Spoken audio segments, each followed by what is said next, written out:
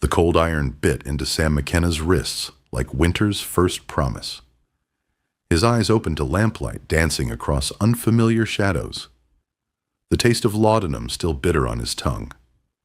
His own cabin, but wrong somehow. Different. Two figures sat at his kitchen table, eating his food with the casual confidence of house cats. The younger one had skin like warm honey, dark hair spilling over shoulders that moved with every breath. Her sister, older, harder, watched him with eyes that could freeze whiskey in July. "You're awake," the older one said. Elena. He didn't know her name yet, but he'd learn it before dawn broke his heart. The chains clinked as he tested his bonds.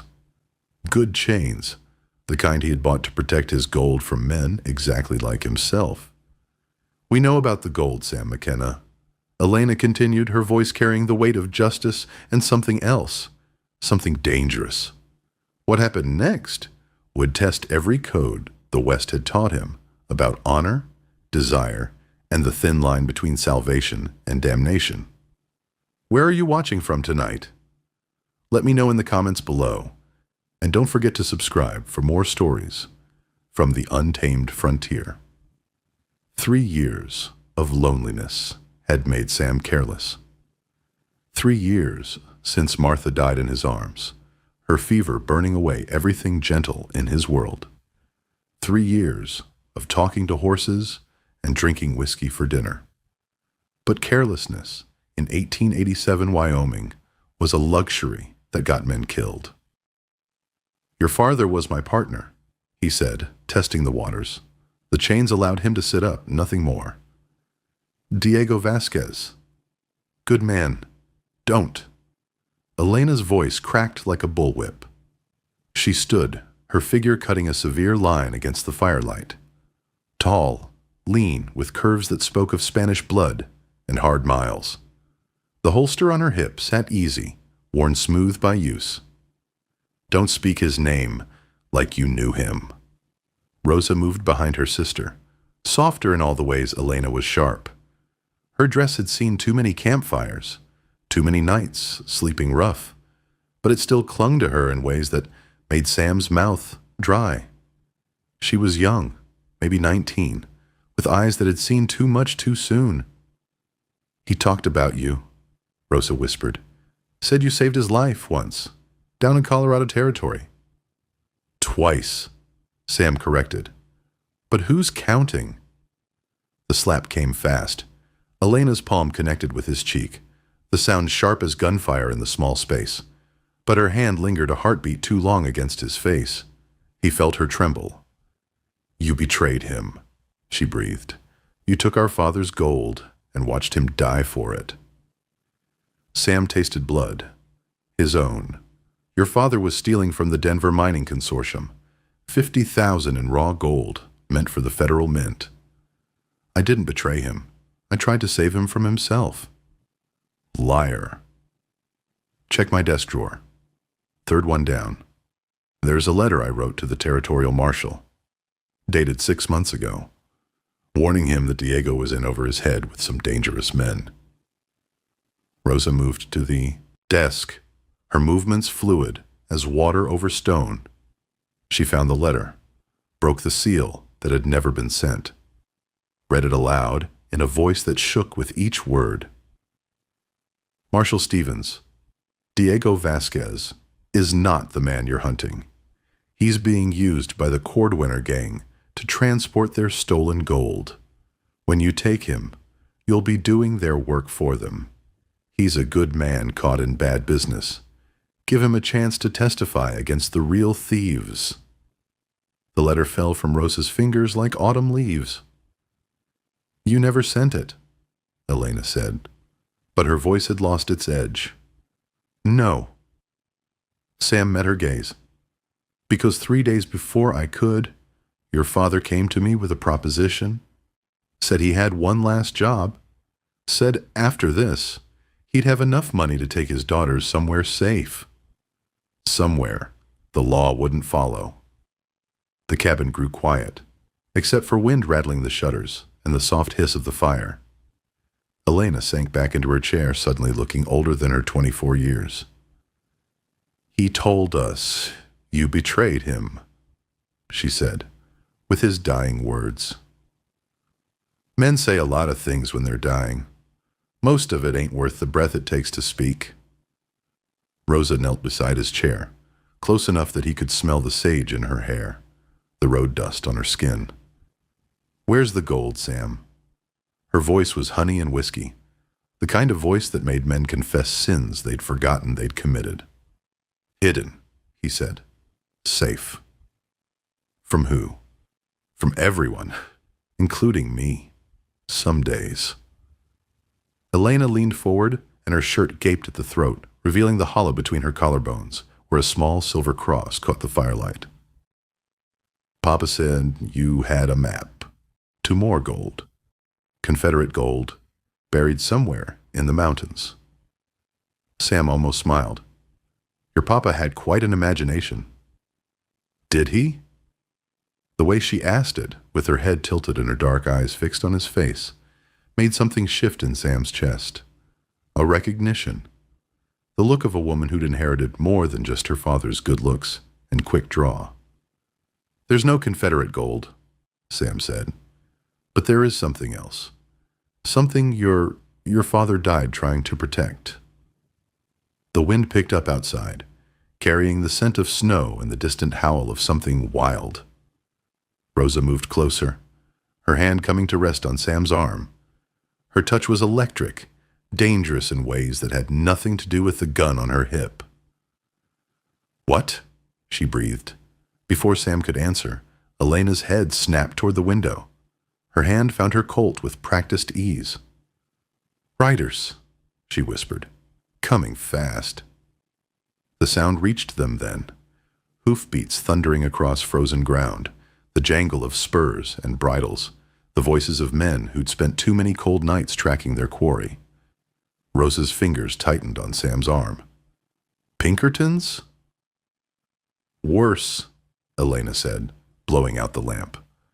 "Bounty hunters." In the sudden darkness, Sam heard the unmistakable sound of his front door being kicked in. The first shot splintered the doorframe 6 inches from Elena's head. She rolled left, dragging Rosa with her, behind the heavy oak table Sam had built with his own hands 15 years ago. Good wood, strong enough to stop bullets, or at least slow them down. "McKenna!" The voice from outside carried the authority of men accustomed to being obeyed. "We know you're in there. Send out the Vasquez girls and nobody else has to die tonight." Sam rattled his chains against the iron bedframe. "The key," he hissed to Rosa. "Left pocket of my vest." She hesitated, her dark eyes searching his face in the muzzle flash from outside. Looking for lies, for betrayal, for the same weakness that had gotten her father killed. "Trust me," Sam said, and meant it in ways that surprised him. Her fingers slipped into his pocket, warm against his ribs. The touch was intimate, necessary, dangerous as a loaded gun. She found the key, her hand lingering a heartbeat longer than required.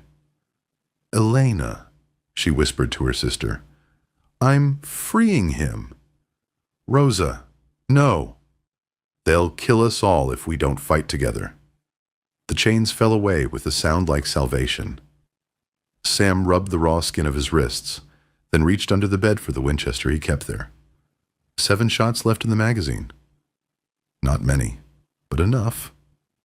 "How many?" he asked Elena. 4, maybe 5. She was calm under fire. He'd give her that. Her father's daughter through and through. "They've got us surrounded."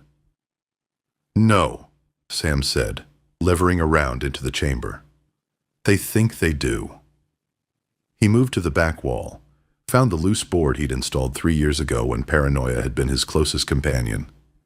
Behind it, a tunnel he'd dug during the long winter nights when missing Martha had driven him half mad with grief. "There's a root cellar 20 yards out," he told them. "Connects to the barn. If we can make it there, Another volley of shots peppered the front wall. The bounty hunters were getting impatient.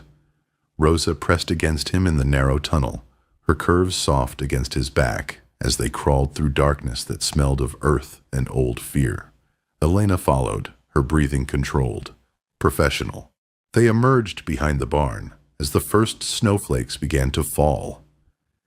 Big, wet flakes that would cover their tracks or expose them, depending on how the wind blew. "There," Elena whispered, pointing to a figure silhouetted against the cabin's windows. "Thomas Cord. He's wanted us for 3 months." Sam knew the name. Thomas Cord, killer for hire, bounty hunter, the kind of man who'd shoot a woman as easily as a rabid dog, the kind of man the Old West was supposed to have civilized out of existence. "He killed Papa," Rosa said, and her voice carried a cold certainty that made Sam's blood run ice. "You sure?" "I watched him do it." Sam studied her profile in the darkness, the soft curve of her cheek, the determined set of her mouth. She was beautiful in the way of wild things, dangerous to touch, impossible to forget. "Then this is personal." "Everything's personal," Elena said, checking her ammunition. "Out here, everything matters." The blizzard was building, wind whipping snow across the yard like angry ghosts. Sam could barely make out the shapes of the bounty hunters as they closed in on the cabin. "They'll figure out we're gone soon enough," he said. "When they do—" The explosion cut him off. Someone had thrown dynamite through his front window, turning his home of 15 years into splinters and flame. The heat reached them even through the snow, warm as a lover's touch. Rosa gasped, her hand finding his in the darkness. Her fingers interlaced with his, small and strong, and trembling with rage or fear or something deeper. "I'm sorry," she whispered. "You're home." "Just wood and nails," Sam said, but his voice caught. Not just his home. His memories of Martha, the bed where she'd died, the kitchen where she'd sung while cooking, all of it gone in smoke and fury. Elena touched his shoulder, her grip firm, surprisingly gentle. "We'll make them pay." Sam looked at her, really looked. In the firelight from his burning cabin, she was magnificent. Fierce as a wildcat, beautiful as sunrise over the mountains, with eyes that promised either salvation or damnation depending on which side of her gun you found yourself. "No," he said, "we'll make them understand the difference." Cord's voice cut through the storm. "Burn the barn next. They can't have gone far." Sam smiled, and it wasn't a nice expression. "That's where you're wrong, friend." He led them deeper into the storm, toward the high ground where a man with local knowledge could disappear 3 armies, let alone 4 bounty hunters drunk on easy money. Behind them, his past went up in flames. Ahead lay something else entirely, a future written in gunpowder and desire, in the dangerous space between justice and revenge, where hearts could be lost as easily as lives. Rosa's hand tightened in his, and Sam realized that for the first time in 3 years, he wasn't walking alone into the dark. The high meadow above Sam's ranch had been his sanctuary since Martha died. Now it would be his battlefield. The snow fell heavier, thick enough to muffle sound and blur the line between earth and sky. Perfect weather for what needed doing. "They'll follow our tracks," Elena said, her breath ghosting in the cold air. "Count on it," Sam replied. He was checking his rifle, movements economical as a man who'd done this dance before. "Rosa, you remember what I told you about that old mining claim up the ridge?" She nodded, dark eyes reflecting the snow's pale light. Even wrapped in her worn coat, she moved with a grace that made Sam's chest tighten in ways that had nothing to do with the thin air. "When the shooting starts," he continued, "you run. Don't look back. Don't hesitate. Just run." "No," Her voice was steady, final. We started this together. We finish it together. Elena smiled, and for a moment she looked young enough to be Rosa's sister instead of her protector. Papa always said Rosa was the stubborn one. Wonder where she got that, Sam said, meeting Elena's gaze. They took positions behind a fallen pine, its trunk thick enough to stop rifle rounds. Sam in the center, the sisters flanking him like wings on a hawk. The intimacy of shared danger, shared purpose. The three of them breathing in rhythm, hearts beating fast with adrenaline and something deeper. The bounty hunters came up the trail like men who'd never learned to doubt their own invincibility. Thomas Cord in the lead, his long coat flapping behind him like dark wings. Three others, hard cases with dead eyes and hands that lived on their gun grips. McKenna! Cord's voice carried across the meadow. Last chance. Send out the girls, and you can walk away from this. Sam's response was a Winchester round that knocked Cord's hat into the snow. The battle lasted 17 minutes by Sam's pocket watch. 17 minutes of muzzle flashes and screaming lead, of blood on virgin snow, and the kind of violence that separated the quick from the eternal. When it was over, two bounty hunters lay still in the drifts. Another crawled toward the tree line, leaving a red trail behind him. Only Thomas Cord remained standing, but his gun arm hung useless at his side, shattered by Elena's precise shooting. It's over, Cord, Sam called. Walk away. Cord laughed, a sound like breaking glass. Over? Boy, this is just the beginning. There's paper on these girls from here to California. Every bounty hunter, every lawman, every gun for hire. They'll never be safe. Maybe, Sam said, emerging from cover. But they won't be alone. Something shifted in Cord's face as he read Sam's expression. Understanding, perhaps, or fear. You'd throw your life away for two Mexican whores? The insult hung in the air like smoke. Elena's intake of breath was sharp, dangerous. But it was Rosa who moved first, quick as lightning, her small gun appearing in her hand with deadly grace. The shot took Cord center mass, dropping him into the snow where he belonged. My name, she said quietly, is Rosa Vasquez. Remember it. Cord tried to speak, blood frothing on his lips. Then the winter took him, and the meadow was quiet, except for wind in the pines. Sam looked at Rosa, really looked at her. Not the frightened girl who'd helped chain him to his bed, but the woman who'd just killed a man to defend her sister's honor. Beautiful, terrible, perfect in the way of sharp things that cut deep and clean. It's not over, Elena said, reloading her pistol with steady hands. More will come. Let them, Sam said. He was looking at Rosa, who was looking back with eyes that held promises and possibilities. A man gets tired of being alone. They buried the dead in shallow graves that the spring thaw would reveal. Not Christian burial, but honest earth for dishonest men. The best the high country could offer. Walking back to the ruins of Sam's cabin, Rosa slipped her hand into his. Natural as breathing, necessary as heartbeat. The gold, Elena said. What will you do with it? Sam thought of Martha, of promises made and kept and broken, of hospitals unbuilt and second chances ungiven. Build something, he said, something good. And us? Rosa asked, her voice small in the vastness of wind and snow. Sam stopped walking, turned to face them both. Elena, fierce as fire. Rosa, soft as spring rain. Two halves of something he'd thought he'd lost forever. Stay, he said. It wasn't a question. The snow kept falling, covering their tracks, covering their past, leaving only the future stretched out before them, like an unwritten page. Spring came early to Wyoming that year, melting the snow and revealing the bones of what Sam McKenna had lost and found.